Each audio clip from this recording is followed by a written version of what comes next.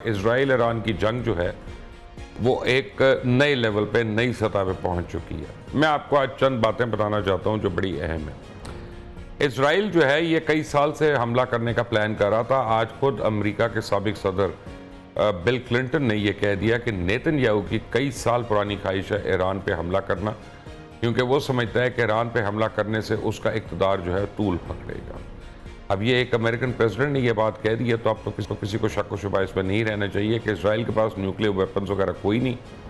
ये तो सारा बहाना है, निशाना असल में कुछ और है।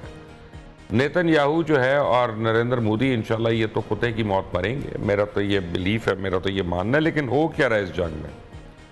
इस जंग में और इससे ज़रा पहले की जो जंग है जो गाज़ा के अंदर हो रही है इतने अरसे से, वहाँ पे इजराइल ने हर किस्म की हद पार कर ली है। यही उन्होंने कोशिश ईरान के अंदर की कि सिविलियन पॉपुलेशन को टारगेट किया जाए, असैसिनेशंस की जाएं लोगों की इंडिविजुअली, और मिलिट्री जनरल्स हों या साइंटिस्ट कह के लोगों को कत्ल किया जाए, शहीद किया जाए। चले, उन्होंने कर लिया। तो ईरान ने भी जवाबी तौर पे जब कार्रवाइयाँ की तो फिर उसने भी कुछ सिविलियन इलाकों पे भी मिसाइल्स मारे, बम मारे। तो अब इसराइल की चीखें निकल गई हैं। वो भाग भाग के अमेरिका के पीछे छुप रहा है और वो कह रहा है कि आओ हमें बचा लो या जंग में कूद जाओ और ईरान पे हमला करो, और B-52 बॉम्बर्स लेके आओ और ये करो वो करो और न्यूक्लियर उड़ाओ और ब्ला ब्ला ब्ला। हो क्या रहा है?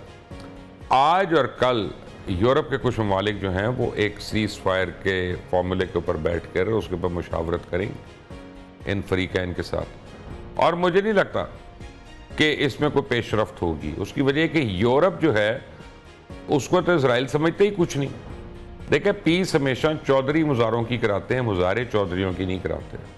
तो यहाँ पे अमेरिका करा सकता है सीज फायर, या फिर अपना जो है इन दिस केस चाइना जो है एक बहुत इंपॉर्टेंट रोल प्ले कर सकता है, क्योंकि ईरान भी शायद अमेरिका की बात उस तरह से ना माने, चाइना की मान सकता है। और नेतन्याहू को भी प्रॉब्लम नहीं है क्योंकि चाइना एक सुपर पावर है। लेकिन हो क्या रहा है इस पूरी जंग में जो 9वें दिन पे अब एंटर हो गई है? मैं आपको बिल्कुल मोहतात अंदाजे के मुताबिक एक बात बता रहा हूँ कि इजराइल के अंदर $500 बिलियन का इंफ्रास्ट्रक्चर जो है वो तबाह हो चुका है।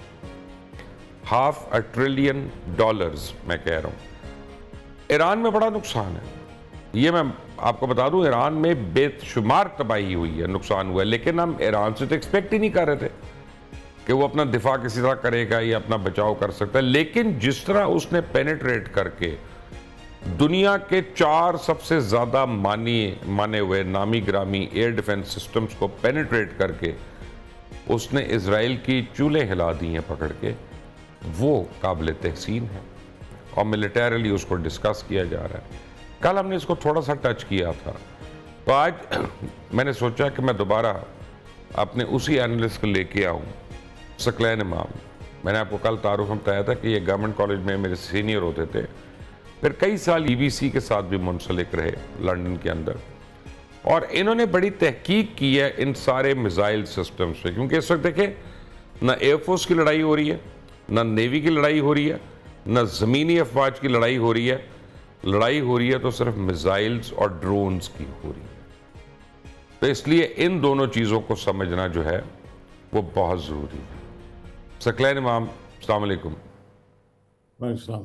सकलैन साहब, मेरे पास जो लिस्ट है लेटेस्ट तो हमारा सेजल मिसाइल इजराइल ने, उससे पहले खैबर, इमाद, शहाब, गदर, पावे, फतह, खैबर शिकन और हाजी कासिम या हाज कासिम। आप मुझे बताएं और मेरे नाजरीन को भी बताएं कि इन मिसाइल्स में क्या क्या फ़र्क है और कैसे ये पेनिट्रेट करते रहे। 4 एयर डिफेंस सिस्टम्स लगे हुए इसराइल के, और फिर भी जाके इतनी तबाहकारी वहां मचा दी। एक हमें पहले समझने की ज़रूरत है जो इसराइल के पास एयर डिफेंस सिस्टम है, इसमें जो उनके पास एयर डोम है जो कि अमेरिका ने उसे सप्लाई किया हुआ है। एयर डोम यानी सॉरी आयरन डोम जो है, ये असल में मुकामी यानी हमास के या फ़लस्तीनियों के या हिजबुल्लाह के जो रॉकेट जैसे बहुत ही आप कह लें कि पुरानी नस्ल के जो मिसाइल्स रॉकेट्स थे, उनको रोकने के लिए था। क्योंकि वहाँ से अक्सर आते रहते थे। तो इन्होंने कहा कि या एक परमानेंट इंतज़ाम कर लिया जाए।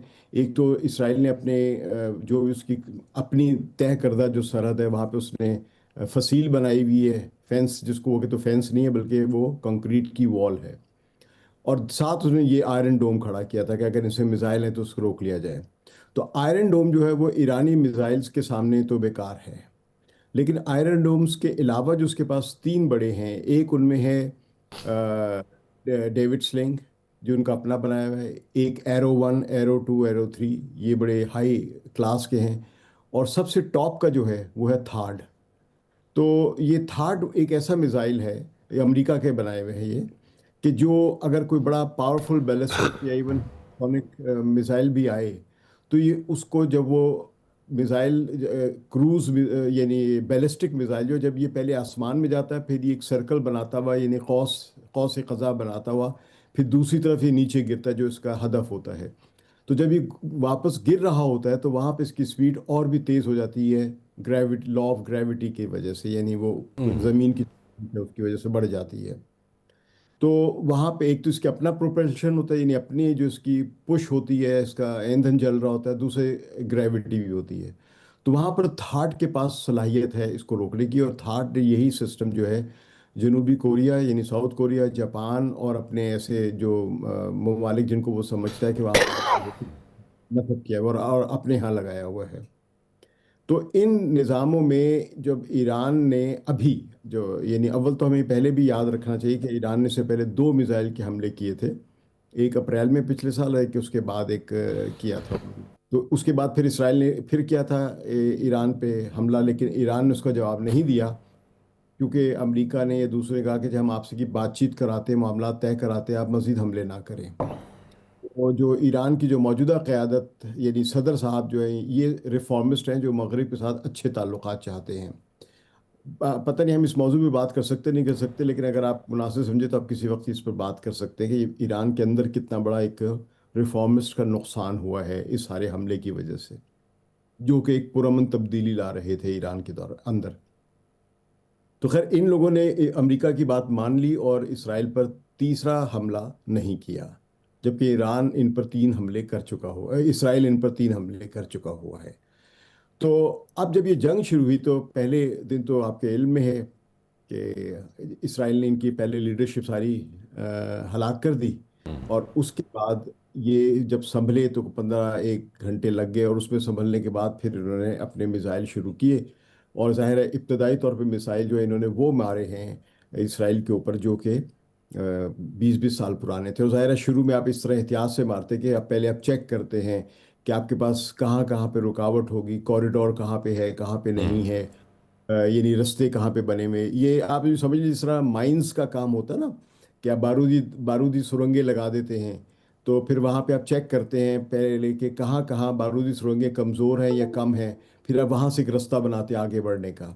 तो इसी तरह इन्होंने देखा कि कहाँ कहाँ पे उनके एयर डोम्स या एयर डिफेंस सिस्टम जो बड़ा मजबूत है, तो वहाँ से हट के फिर उन्होंने दूसरे रास्ते तलाश करने शुरू किए।